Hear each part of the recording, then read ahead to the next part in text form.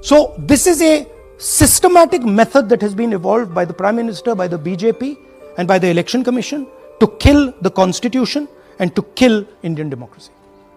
ഹരിയാനയിൽ സംഭവിച്ചതുപോലെ ബീഹാറിലും സംഭവിക്കുമെന്നാണ് രാഹുൽ ഗാന്ധി ഇന്ന് വാർത്താ സമ്മേളനത്തിൽ പറഞ്ഞിട്ടുണ്ടായിരുന്നത്. ഹരിയാനയിൽ എന്താ സംഭവിച്ചത്? എല്ലാ ഘടകങ്ങളും കോൺഗ്രസിന് അനുകൂലമായിട്ടും 25 ലക്ഷത്തോളം കള്ളവോട്ടിലൂടെയാണ് ഹരിയാനയിൽ BJP അധികാരത്തിലെത്തിയത് എന്നാണ് രാഹുൽ ഗാന്ധി ഇന്ന് തെളിവുകൾ സഹിതം നിരത്തിക്കൊണ്ട് വാർത്താ സമ്മേളനം നടത്തിയത്. ഹരിയാനയിലെ ചീഫ് മിനിസ്റ്റർ ഇലക്ഷന്റെ മുന്നേ വളരെ കോൺഫിഡൻസോടുകൂടി പറഞ്ഞിട്ടുണ്ടായിരുന്നു, കോൺഗ്രസിന് എന്തൊക്കെ സാഹചര്യങ്ങൾ അനുകൂലമായിട്ടും കാര്യമില്ല, അധികാരത്തിൽ ഞങ്ങളെ വരൂ, അതിനുള്ള സംവിധാനം ഞങ്ങളെ കയ്യിലുണ്ട് എന്നാ പറഞ്ഞത്.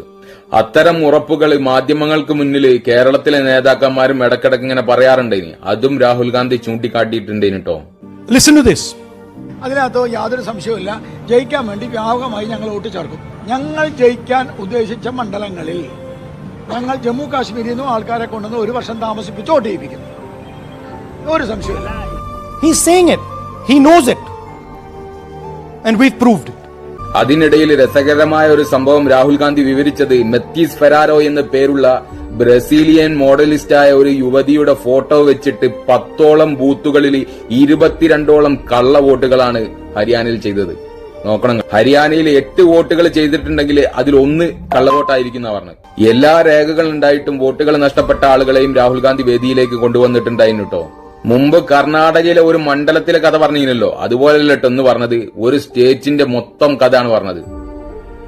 ഫുള്ള് കള്ളവോട്ട്. ഈ വിഷയത്തിൽ രാഷ്ട്രീയ പാർട്ടിക്കാർക്കൊന്നും ഒന്നും ചെയ്യാൻ കഴിയില്ലെന്ന് പറഞ്ഞത്. കാരണം തെരഞ്ഞെടുപ്പ് നടക്കുന്നതിന്റെ മിനിറ്റുകൾക്ക് മുമ്പാണ് വോട്ടർ ലിസ്റ്റ് പാർട്ടിയിലെ ആളുകൾക്ക് കൊടുക്കുന്നത്. ഈ സമയത്തിനുള്ളിൽ ഒന്നും ചെയ്യാൻ കഴിയില്ല. എന്നാൽ എന്തെങ്കിലും സംശയം ഉണ്ടായിട്ട് തെരഞ്ഞെടുപ്പ് കമ്മീഷനെ സമീപിച്ചു കഴിഞ്ഞാൽ ആ CCTV ഫൂട്ടേജും വീഡിയോഗ്രാഫി ഒന്ന് തരുമെന്ന് ചോദിച്ചു കഴിഞ്ഞാൽ 40 ദിവസം വരെ ഇങ്ങനെ വലിപ്പിച്ച് 40 ദിവസത്തിനുള്ളിൽ അങ്ങോട്ട് നശിപ്പിച്ചാല. ഇന്ത്യയിലെ ജനാധിപത്യം അപകടത്തിലാണ്, അത് മരിക്കാൻ പോവാണ്. അത് മരിക്കുന്നതിന് മുന്നേ ആർക്കെങ്കിലും എന്തെങ്കിലും ചെയ്യാൻ കഴിയുന്നുണ്ടെങ്കിൽ അത് ഇന്ത്യയിലെ യുവതലമുറയിലെ ജനങ്ങൾക്കാണ്.